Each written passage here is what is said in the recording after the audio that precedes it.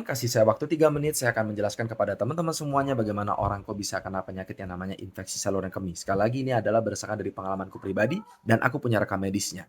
Jadi teman-teman, ISK itu atau infeksi saluran kemih terjadi pada saat manusia rata-rata ya, menahan pipisnya dia, akhirnya apa teman-teman semuanya? Bakterinya berkembang biak dan bertumbuh dan itu bakterinya bisa masuk ke dalam saluran kemih, uretra, ureter, plus lagi ginjal teman-teman. Yang paling parah nih ginjal. Kalau dari ginjal Anda bisa membuat kematian loh.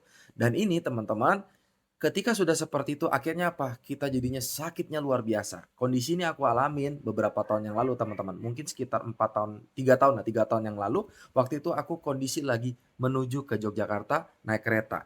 Karena dingin, mager, ngantuk dan aku berpikir, "Ah, tidur aja dulu lah.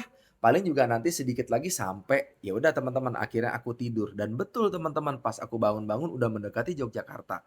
Bahkan lucunya lagi pas aku rasa-rasa lagi, wah, kok udah nggak kayak kepengen kencing lagi ya? Ya sudahlah biarin aja lah, nanggung lah, nanti mungkin pas sudah sampai stasiun aja di Tugu atau di Lempuyangan. Pikiranku gitu teman-teman semuanya. Dan betul, terjadi memang nggak kepengen kencing sama sekali. Nah akhirnya apa teman-teman semuanya? Aku mulai mulai bingung. Pas aku waktu dari stasiun, aku kan pakai Grab tuh teman-teman ya, pakai Gojek ya, pakai ojek online. Pas sampai di rumah, kok rasa pipisnya nggak ada ya? Nah akhirnya tak tungguin-tungguin, kok kayak nggak mau kencing ya? Tak paksain teman-teman semuanya karena aku udah mulai curiga tuh. Ini pasti ada sesuatu nih. Akhirnya aku ke WC, ke toilet, aku tungguin teman-teman dan betul dong dia nggak mau keluar, keluarnya cuma sedikit. Nah mulai tuh rasa sakit di diafragma teman-teman. Diafragma tuh pusar bagian bawah ya. Udah mulai curiga sakit, mulai demam badanku, terus rasanya seperti ingin kebelet pup, kebelet boker. Akhirnya teman-teman itu terjadi sampai 3 hari ke depan. Pas cek ke dokter dan betul aku terkena yang namanya infeksi saluran kemih. Aku nyesel banget nahan kencing.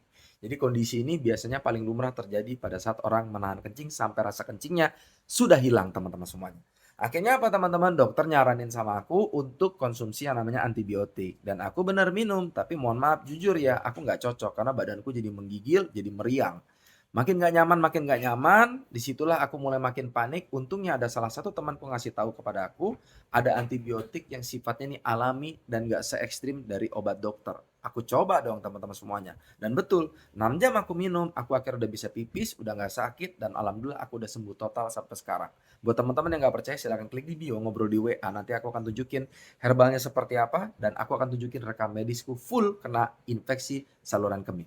Seperti itu teman-teman.